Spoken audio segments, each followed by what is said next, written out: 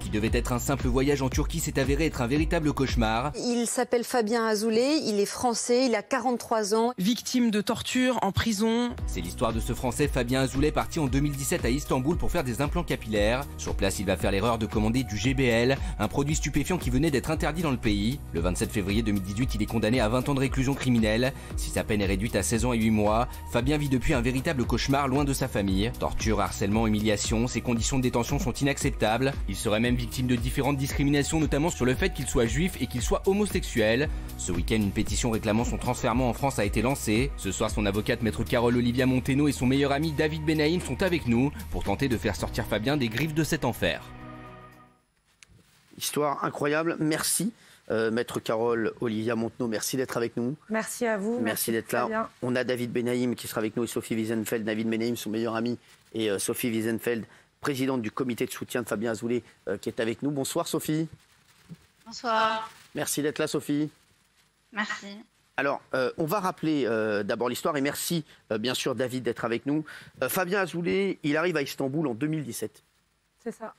Pour y subir une opération chirurgicale, on va parler des implants capillaires, c'est ça? Ouais, c'est Voilà. plus simple qu'une opération, c'est juste des implants capillaires. On va pas se mentir, il y a plein de gens qui font ça et qui vont en Turquie pour faire ça. C'est moins cher et ils sont très très bons là-dedans. Donc voilà, c'est très bien fait.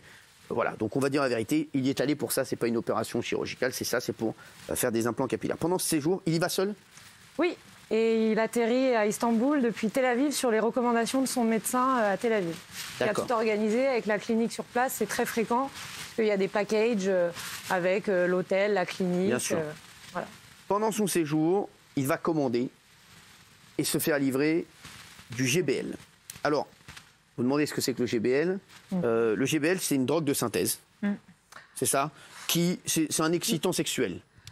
À la base, Oui. c'est un détergent pour les jantes de voiture. D'accord. Donc quand vous l'achetez, quand vous le commandez en ligne, vous le commandez sous cette forme-là. D'accord, d'accord, c'est important que vous le disiez. Oui, oui, c'est très important. Et après... Donc lui, comment il commande ça? Il commande ça en Turquie, dans son hôtel? Sur un site lituanien. Sur un site? Sur un site internet, exactement. D'accord. Sur lequel il a un compte à son nom. D'accord. Et il utilise sa carte bleue à son nom. Donc vous imaginez bien qu'il n'a pas le sentiment qu'il fait quelque chose d'illégal. Bien sûr. Parce que s'il avait ce sentiment-là, bien évidemment, il ne l'aurait pas fait de cette façon-là. Et il le fait livrer à son nom, à son hôtel, là où il réside. Donc il a vraiment le sentiment qu'il n'y a aucun problème à commander ce produit en Turquie, d'autant plus que le site prévoit, sur le côté droit, une liste des pays dans lesquels le produit est interdit, et la Turquie n'y figure pas. Et pour cause, le produit n'a été classifié comme stupéfiant que quelques mois auparavant par décret, et ça a échappé à la vigilance du site internet. Alors, là, c'est le début du cauchemar pour lui. Qu'est-ce qui se passe? Donc il commande cette substance, et là, il commande le produit, oui. Et au moment de la réception du colis par les services de la Poste à Istanbul, les douanes détectent le produit. Il devait rester combien de temps en Turquie? Il devait rester quelques jours, le temps de faire les implants, arrive, parce que ça, donc, parfois vous faites des premiers implants, puis il y a 2-3 jours de quand même pause. une semaine, au moins une semaine, à peu près. Une semaine, 15 jours, quoi, voilà, au maximum. Maximum. D'accord. Donc là, ça arrive à la Poste? Ça arrive à la Poste. D'accord. C'est détecté par la douane.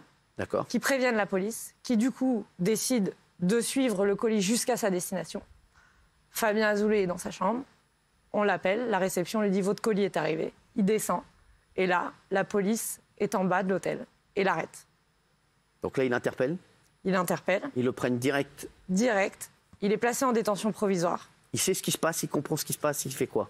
Moi, j'interviens 3 mois après. Donc cette phase-là, si vous voulez, c'est la famille qui la gère au départ, qui essaye de trouver des avocats en Turquie pour essayer de trouver une solution le plus vite possible. Sa famille, qui l'apprend en premier? C'est Xavier, son frère. Xavier, son frère, d'accord. Ouais. Qui apprend ça? Qui apprend ça et qui, du coup, active un petit peu tous ses contacts pour savoir quel avocat prendre sur place, qui contacter. Il a des nouvelles de lui ou pas du tout? Non. Zéro nouvelle? Non. Là, vous intervenez au bout de 3 mois? Oui. Vous avez été le rencontrer en Turquie? Oui. Alors, qu'est-ce qu'il vous raconte? Moi, j'ai été à l'audience en Turquie. D'accord, bien sûr. Ensuite, j'ai essayé de me rendre au parloir à la maison d'arrêt. Oui. Avec un permis qui m'a été remis par le procureur sur place, ce qui était très compliqué à obtenir. Oui. Et passé le 2e barrage de la maison d'arrêt, il nous explique que les avocats turcs n'étant pas les bienvenus dans les prisons françaises, il est hors de question que je puisse aller plus loin. Donc, à ce moment-là, je suis bloquée. Donc, la seule fois où j'ai pu voir Fabien Azoulay, c'était au moment des audiences, puisque contrairement à la France, ce sont des audiences qui sont publiques. Donc, il y a eu ce qu'on appelle des audiences de mise en état, où aussi bien le procureur que la défense peut faire des demandes.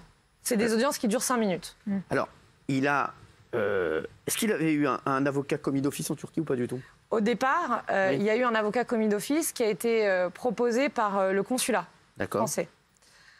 Consulat à Istanbul. Au départ, on était en contact avec eux. Ils avaient proposé cette avocate. Mais très rapidement, la famille de Fabien a préféré prendre une avocate qui était peut-être plus expérimentée dans le domaine du pénal pour gérer le dossier. Alors, un an plus tard, donc en 2018, il va être finalement condamné à 20 ans de prison. Alors, on est du coup au mois de février 2017. Oui. Donc quelques mois après son interpellation. Et l'information qui est à mon sens très importante et qui peut expliquer beaucoup de choses, c'est que le président de la cour d'assises d'Istanbul, qui a donc suivi les audiences de mise en état dont je vous parlais tout à l'heure, ce président qui donc connaissait le dossier, Bien sûr. la veille de l'audience au fond, il a été incarcéré dans le cadre de la purge d'Erdogan. Et donc c'est un nouveau président et une nouvelle composition de chambre qui, au pied levé, a repris le dossier sans le connaître. Et au cours d'une audience qui a duré 15 minutes, a prononcé cette peine folle, que vous venez de rappeler, 20 ans, qui a été réduite à 16 ans et 8 mois. Alors, est-ce que c'était un verdict exceptionnel ou ça ne vous a pas étonné? Alors ça nous a étonnés, puisque l'avocate turque nous a dit ça va être qualifié de consommation personnelle, ne vous inquiétez pas, c'est un produit qui n'a aucune valeur commerciale, il était interdit depuis très peu de temps en Turquie, donc je ne suis pas inquiète, on aura une peine pour de la consommation simple, et comme il est étranger, ça sera 2 ans avec... Non, oui, mais sauf qu'il ne fait pas les 2 ans. C'est-à-dire qu'il est renvoyé immédiatement en France. Exactement. Donc, voilà, là, donc il a sa condamnation, mais il ne reste pas en prison, il rentre en France. C'est pas du tout ce qui s'est passé. C'est ce qu'ils nous ont expliqué. Voilà, les avocats. Puisqu'il restera en Turquie. Exactement. Alors, très vite en prison, ses conditions de détention vont se dégrader et devenir terribles. Dans une première prison, il va être même victime d'une tentative de meurtre. Oui, alors ça a été qualifié comme ça, mais en réalité, c'est plus des actes de torture. C'est-à-dire qu'il y a un de ses co-détenus, c'est terrible, dans les lettres qu'il a écrites à ses proches, il explique qu'il a essayé de cacher sa religion, qu'il a essayé de se protéger au maximum. Il explique que certains de ses co-détenus avaient des croix gammées sous leur matelas qu'ils doivent relever en fait tous les soirs. Donc quand ils sortaient de la cellule, ils passaient devant ce couloir de matelas avec les croix gammées. On a les lettres notamment. Et donc cette agression, c'est un de ses co-détenus qui, le nom Azoulay, évoque forcément la communauté juive. Et à Istanbul, c'est quand même des prisons qui sont internationales, contrairement à la prison où il est actuellement.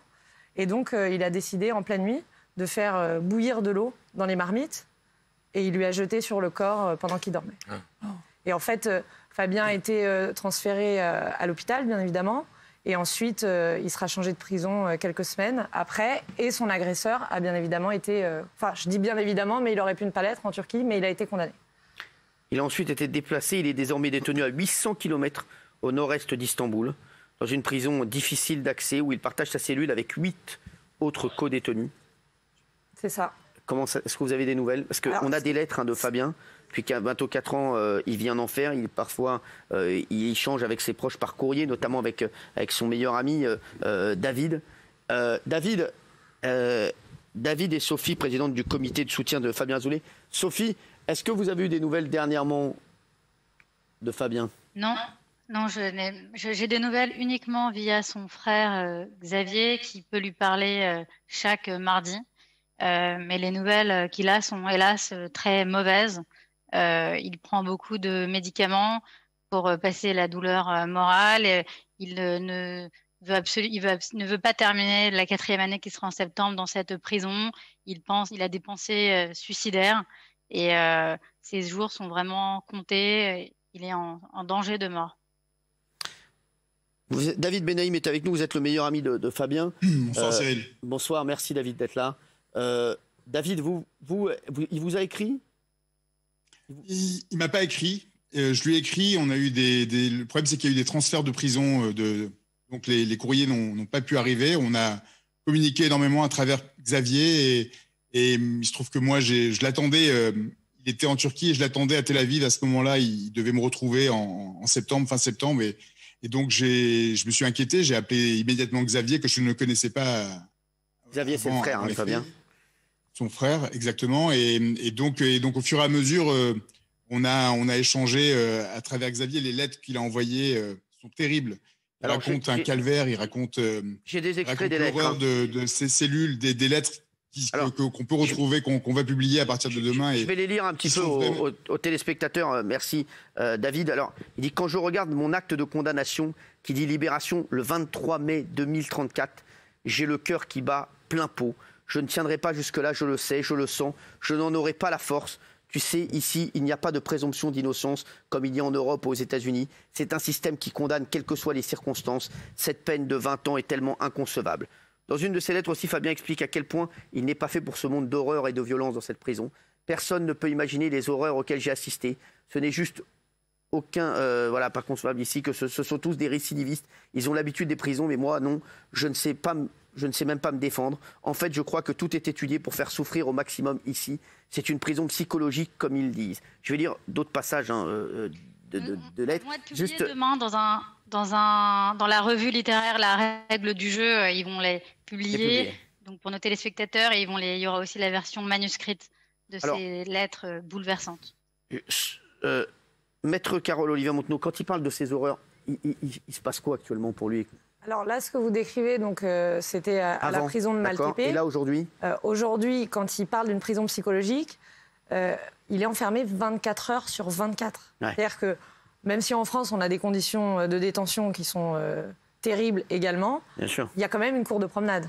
D'accord. Là, il n'y a pas de cour de promenade. Et il est avec 8 autres détenus. 8 dans sa cellule, mais qui est en fait, et c'est ça qui est très dangereux, qui est en fait accessible par toutes les cellules qui sont autour. Pendant la journée, en fait, ils ouvrent toutes les portes. Et donc, les détenus peuvent se balader au sein de cette cellule géante qui est divisée en cellules de 9. Et ça, c'est dangereux.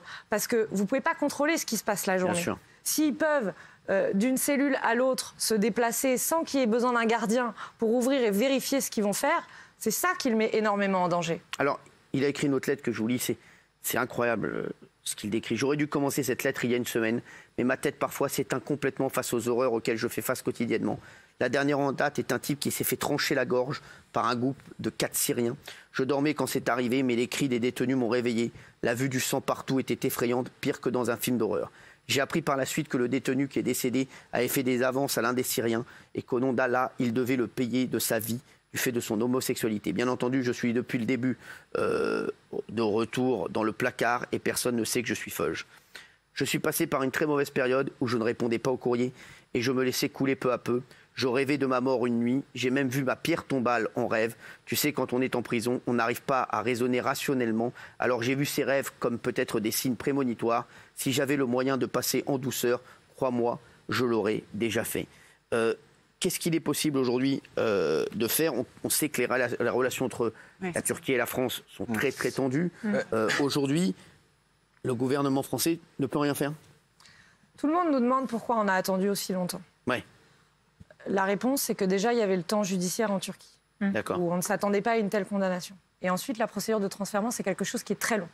Nous, on a voulu laisser le ministère des Affaires étrangères travailler sans pression. C'est-à-dire avec les us et coutumes de ce ministère qui sont compliqués, puisque ça implique des relations internationales et notamment avec la Turquie. Et donc, ils nous ont demandé de ne pas médiatiser pour les laisser travailler.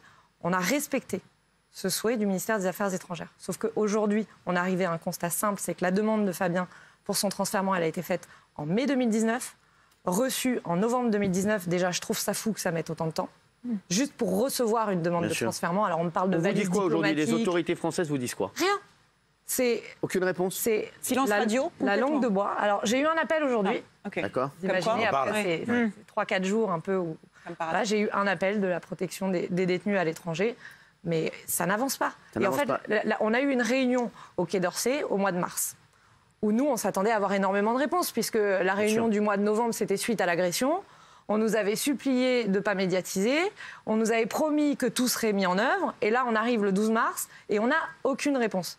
Alors, moi, je ne dis pas c'est la faute d'un tel plus que d'un autre. En vérité, j'en sais rien. Tout ce que je constate, c'est que rien n'a bougé. Alors que ce soit de la faute des Turcs ou des Français, ça m'est bien égal. Et je leur dis simplement, vous avez vos différends, mais aujourd'hui, il y a la vie d'un homme qui est en jeu. Espoir Bien sûr qu'on a un espoir. On a encore l'espoir. Bien sûr qu'on a un espoir. Vous savez, le nouvel ambassadeur Ali Onaner, il est arrivé, il nous a donné beaucoup d'espoir. Il a dit, Je viens ici parce que je veux un apaisement dans les relations franco-turques. Moi, je l'ai entendu quand il a dit ça. Vous l'avez essayé de le joindre?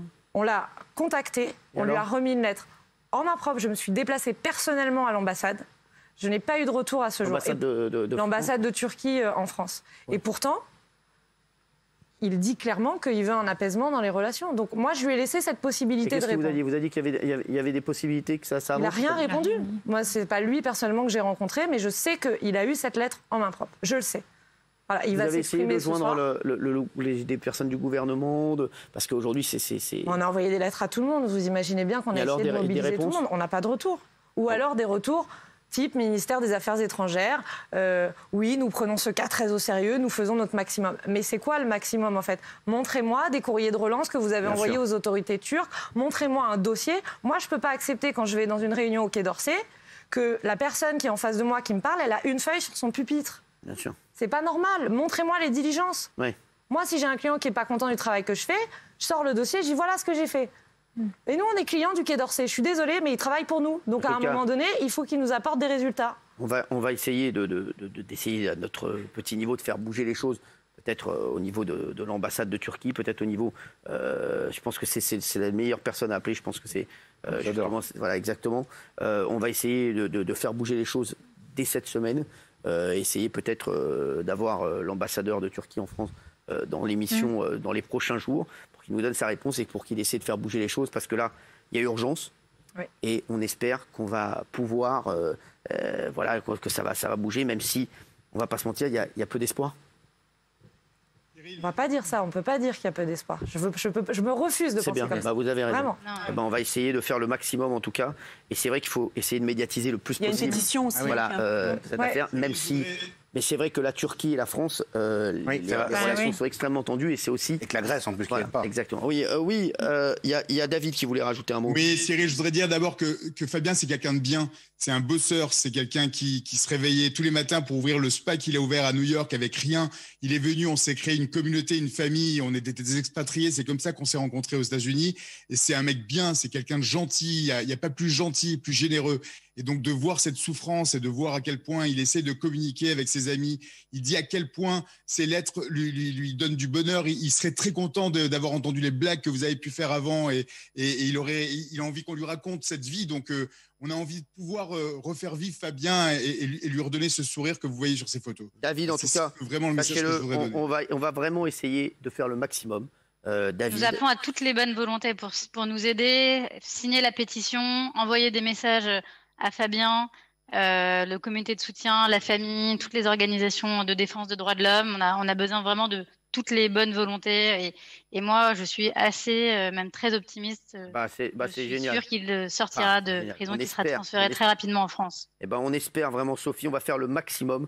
Et je vous dis, cette semaine, on va essayer dès demain de contacter l'ambassadeur pour voir ce qu'il peut faire et essayer de lui dire même de venir ici pour essayer de lancer un appel ou peut-être même et essayer de voir comment on peut faire au plus vite. Mais il faut garder espoir, vous avez bien raison. Et j'espère qu'on va y arriver. En tout cas, il y a urgence. Merci, Maître Carole. J'aimerais vous dire deux choses, si je puis me très permettre. Vite, Sophie, merci. Très, très vite. J'aimerais beaucoup que ça devienne un rendez-vous comme quand Thierry Ardisson avait fait pour Michael Blanc. Exactement, Exactement. Ça serait vraiment formidable. C'est comme ça que vous pourrez nous aider. Et les lettres seront demain dans le site La Règle du Jeu. J'invite tous les téléspectateurs à lire ces lettres bouleversantes. Vous avez une très bonne idée, Sophie. Merci en tout cas à vous, Sophie. Merci. Et merci à David. Et continuez votre combat. On lâche rien et on va essayer que cette issue, qu'il y ait une issue heureuse, si on peut dire heureuse, dans les prochains jours. Les prochaines semaines.